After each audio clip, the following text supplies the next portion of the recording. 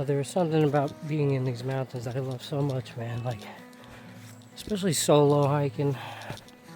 It's a bit anxiety inducing at first, but once you get comfortable with your surroundings, you get comfortable with the forest, you start to really get in tune, get in the flow. It really is rewarding, and it's challenging, both physically and mentally, but so rewarding in the end. It's just right here. A lot of people love the peaks, man, but this is what I love.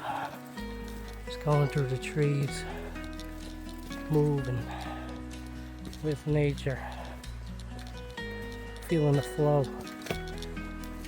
The little river in the background. Hear the water, look at these pines.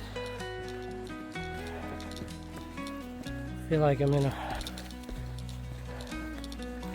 fairy tale or something, almost as if it's unreal. Look at this. Crazy. Oh, I'm losing my spot now.